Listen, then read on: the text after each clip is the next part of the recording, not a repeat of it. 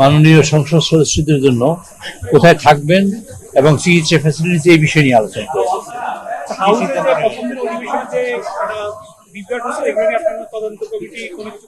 এটার জন্য তদন্ত কমিটি হয়েছে এবং তদন্ত কমিটি আগামী 3 তারিখের মধ্যে আমাদের রিপোর্ট পেশ করবে।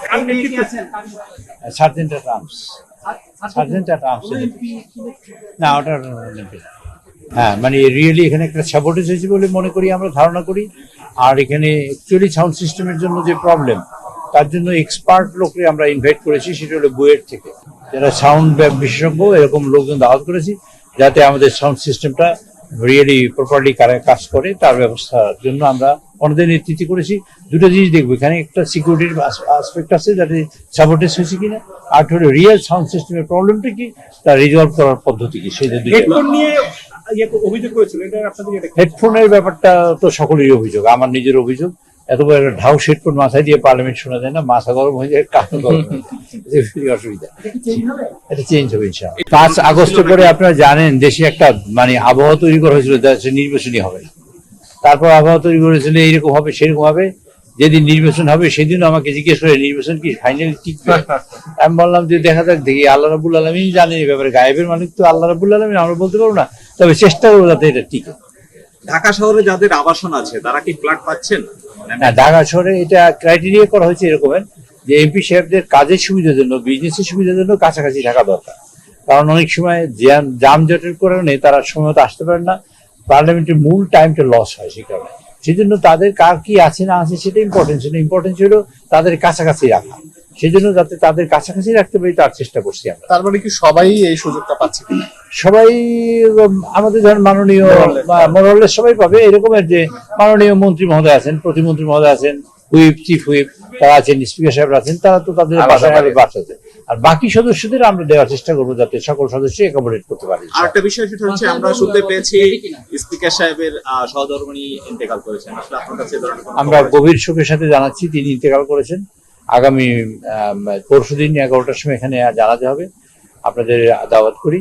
আর আমরা তার রুহের মাগফিরাত কামনা করি, আল্লাহ তাআলা তাকে বেহেশত নসিব করেন এবং এই পরিবারের সবাই যারা আছেন, স্পিকার সহ সবাই যেন শোক সন্তপ্ত পরিবারকে যেন সেই শক্তি দেন, তারা যেন ধৈর্য ধারণ করতে পারে। আবাসন কমিটি হয়েছে কিনা? আবাসন কমিটি, হাউস কমিটি, এটাই তো আমরা বলছি। আমার সভাপতি মানে সংসদ 300 মানে সংসদ সদস্য, মানে সংসদে যে ক্যাপাসিটি আছে, মানে কতজনের আবাসনের ক্যাপাসিটি আছে? আর আমরা ধারণা করি আমরা সকলকে আবাসনের আওতায় আনতে পারবো। জি, চিকিৎসার বিষয়ে এখানে চিকিৎসা আমাদের অপ্রতুল। আমরা যা দেখেছি আজকে শুনেছি, আমাদের যেন কার্ডিয়াক সিস্টেমটার প্রবলেম আছে, আমাদের অ্যাম্বুলেন্সের সমস্যা আছে, আইসিইউ অ্যাম্বুলেন্সের। আমাদের এখানে মানে ডেড বডি ক্যারি করার মতন রেফ্রিজারেটর, ফ্রিজ যেটা, সেটা মানে অ্যাম্বুলেন্সের তা নেই। তারপর ওখানে কার্ডিয়াক সিস্টেমের মূলত অনেক কিছুই নাই। তারপর আমাদের কিছু রেডিওলজিস্ট, তারপর এবং প্যাথোলজিস্ট, এরকম কিছু প্রবলেম আছে যেগুলো আগে ছিল। তারপর মধ্যখানে তো কেউ অ্যাটেনশন দেয়নি, সুতরাং অ্যাটেনশন দেওয়া হলে এখন ন্যাশনালি এগুলো ইমপ্রুভ করবে, এইটাই আলোচনা হয়েছে। আগের কমিটি তো বহাল থাকে না, লাইব্রেরি কমিটিটা মানে একটা ফর্মেট আছে, সেই ফর্মেটই লাইব্রেরি কমিটিটা হবে। তো সেটা আমরা এইবারে লাইব্রেরি কমিটি করতে পারিনি।